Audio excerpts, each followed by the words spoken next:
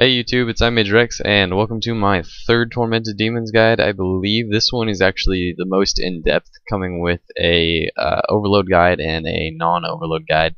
That way everyone can basically enjoy Tormented Demons equally. So, obviously, as I just mentioned, the requirements with overloads are actually a combat familiar, or either a steel or a 9 or titan works best, and then preferably 99 everything in combat. Without overloads, you need a healing familiar, preferably a unicorn, but you can also use a titan, and then a titan as in an elemental titan, and then also try to get as high combat stats as you can have. So the inventories that you're about to see are actually just recommended inventories. Make sure to change your inventory to fit your needs as you go along. So if you're planning on taking in overload setup, make sure that you have a couple of overloads. I prefer 2, some Sardom and Brews. I prefer 7. Super Restores, and Prayer Potions. Now with the Prayer Potions, you can actually replace this for Super Restores, Prayer Renewals, or Super Prayer Potions. Also, always make sure that you have a Sapphire Lantern, your scrolls for your familiar, and a familiar pouch. And then don't forget that you need to also bring a melee weapon, and then if you like a spec weapon, you can actually take a special weapon too.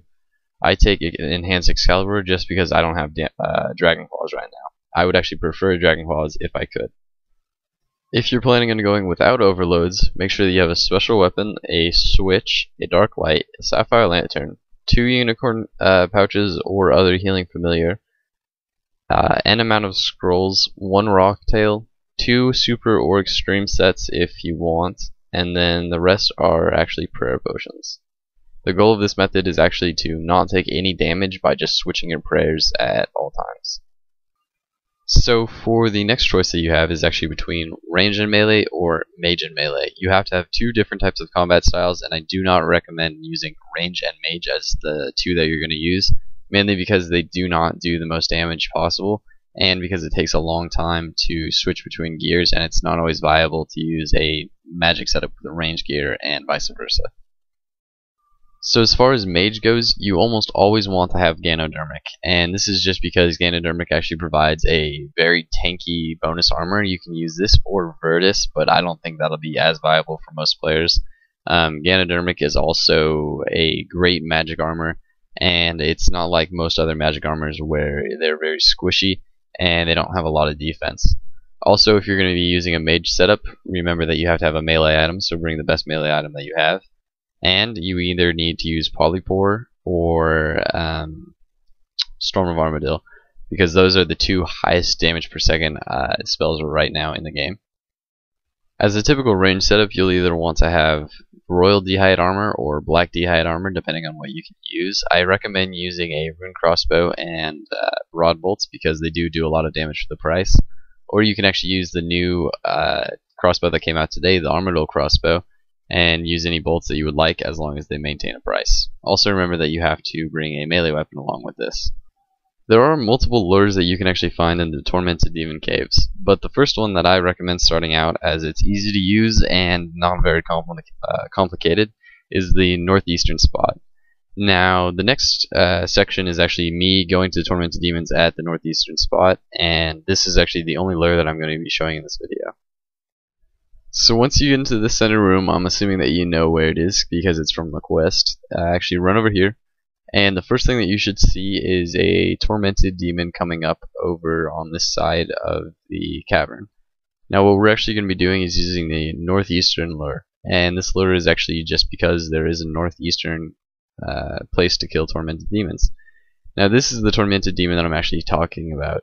This one is actually being killed by someone named Call Me Kyle. But anyways, so this tormented demon will usually be right here. Pray mage when you run past it, and then run past it just straight over into this direction, and it should get lured actually behind this torch in this position right here. And then in this case, 2 tormented demons got onto me. The one on the right is actually one that spawns in this location right where my mouse is. The one on the left side is actually one that spawns over where my mouse is right now. So in order to trap this tormented demon so that this tormented demon is the only one that attacks me, I have to run so that this tormented demon will be behind this Y area right here in between this rock. So how you do that is actually just running over to this side and getting right here, and then coming back. And as you see, he actually just switched to range, so I can pray range. Now he is successfully lured. I can come over to this area and begin to kill this Tormented Demon. And at this point, I'll actually pray. So I'll switch my prayers. He switched over to magic. So as soon as he gets down to where I can attack him with melee, make sure that you do that. Take down his shield with Dark Light, and then start killing the Tormented Demon. At this point, it will be based on just how often you hit and how much you hit. Every few times that he does the kind of open arms, he'll actually switch attack styles. So the 3 attack styles that he can use are actually ranged, melee, and magic. The ranged one looks like he's throwing a spike at you. The magic one is a flame ball that comes at you. And the melee one will be pretty dramatic and it will look like that. Once you get to the melee one, you actually have the option of taking off your prayers, and then you can tank it out. This works effectively if you have overloads. If you don't have overloads, it's not extremely recommended, and if you don't have soul split, it is never recommended.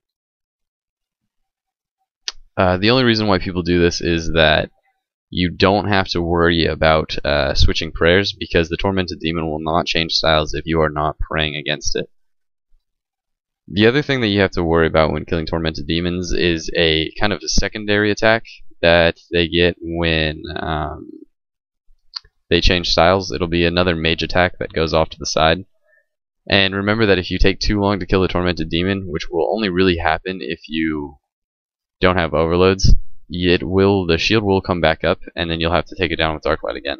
The shield will look like a cage around the Tormented Demon though, so do not worry. It'll be fairly obvious. Also, when you're killing Tormented Demons, don't forget to turn on your aura, and once this happens, you can actually come and take your loot. So, at this point, you can start killing this Tormented Demon in this position. Since he spawns over there, how to lure him over to this spot is actually by going on one square to the left of this upper pillar right here, and then as soon as he attacks you, you actually run back behind here. I will start killing that Tormented Demon and show you how to do that as soon as the one spawns over here. Then I want to show you how to lure from this position. From right here, you don't actually have to pray. The only reason why you do pray is so that you don't get hit as soon as it spawns like that. So anyways, once it spawns, actually just run from that position where I was, right there, just to behind this rock. That should bring the Tormented Demon as close to the rock as possible and actually give you leeway to hit it without getting attacked by this Tormented Demon up in the northeast corner. To kill this Tormented Demon, I'll actually show you. Make sure that you have to, in this position, you actually have to stay behind the field of view of this Tormented Demon. And the way that you do that is actually by iMage. The way that you do that is actually by staying behind this one passage right here. If you're one square up on this ledge or on these staircases, the other Tormented Demon will actually attack you, and you'll be tanking a 2v1 Tormented Demon fight, which isn't the most fun. That's why when you actually are killing this Tormented Demon, it will be very difficult to get your loot sometimes, because if you're low health points, then you could very much die from taking the hit of this Tormented Demon. And I keep on saying Tormented Demon, I could just say TD, but it doesn't really matter. When you are using a combat familiar, make sure that your combat familiar is always on the Tormented Demon that you're fighting. In this case, your combat familiar can actually push the Tormented Demon back behind the field of view that you actually want it to be in. So your combat familiar may not attack it if it is standing in a spot that is right here, and it may push it too far back if you call it into a spot that is over here, as I will do right now. That is too far back, and when you get your drop, you'll actually take some damage. But if you want your combat familiar to be attacking it, you could have him right there and then stand in this position, and then your combat familiar will actually attack it once you tell him to, and it should have enough range on the left side of you, or on my left, on this left, so on the east side of you, for it to actually attack the Tormented Demon. But this is only if you want to, after every kill, run up, get the drop, and then circle around here, and then come back. Although if you do have overloads, a Steel Titan, and Turmoil, and probably a chaotic or storm vomitil or something as high as you can. You don't have to fully worry about this because you can probably kill 2 tormented demons before the other one spawns. So there is a good chance that if you're hitting 500s or something really high and you're doing it quickly and you can switch very well, that your spawn rates will actually go crazy high, and then you can kill this one first and then run over here, kill this one, and then you have enough time where you can actually get over to the other one. So then this drop actually got blue charms again, and then I would have to run over here. The only problem with this is if the tormented demon that's usually lured right here runs towards you, you actually have to circle around and then tank for 2 more tormented demons, run around this torch, and then back. I actually just took this tormented demon off of that guy. I feel bad because that's a really mean thing to do. But that is the general lure of the 2 tormented demons in the northeastern spot, and how to do it with, I used actually a healing familiar because it's slower and it is basically easier to follow. I'm not going to be showing the other possible guide. This one actually spawned over here, and I think, yeah, it's right there. I can actually make it attack me, and I'll show you what happens if you have both of them on you like this. So if you have both of them on you like this, you have to come over here. You can pull that one over on this side, but what you're trying to do is pull this one on this side and then separate the 2 behind this 2 square rock on this side. So I have to now tank like this, and I can run. Make sure that you know which tormented demon to switch, because if you lure the wrong one into the wrong spot, it could be problematic in the future. So basically what I do is just get both of them in one spot, and then one of them is behind the other one, but behind the rock wall. So at this point I can run over here, and then start tanking this one, actually follow it until it comes over to this wall, and then run back over here. Now I can actually fight the tormented demon again how I was before without that problem.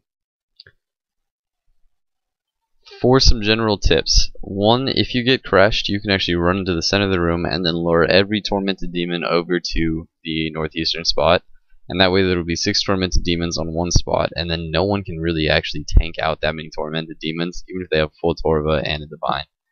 Constant 200 damage is still quite a bit. The other thing is, if you do this, make sure not to log out, but make sure to have enough food that you can actually run around and save yourself, because you don't want to run into the middle, die, and then not get blessed and not make it back. But if you do make it back, then you should just wait until the other people leave, or you can just hop worlds, because usually a tormented demon world is actually pretty easy to find, because not a lot of people go there. If someone does this to you, run around the center rock, and then once you get every tormented demon lured on you, you can actually log out, and they should go back to their original spawns. If this doesn't work, change worlds, because it isn't worth it. The second tip that I have is actually avoid dying. If you do die, you want to make sure of a couple of things. 1, you want to make sure that you have a fairly long gravestone. Anywhere between 10 to 15 minutes is usually pretty good. You do want to make sure that you have a second sapphire lantern in the bank in case you do die, because in order to get your sapphire lantern, it will take a few minutes, and actually maybe up to 10 to 20 minutes. So you cannot make it back to your grave if you have to go find another completed sapphire lantern from scratch.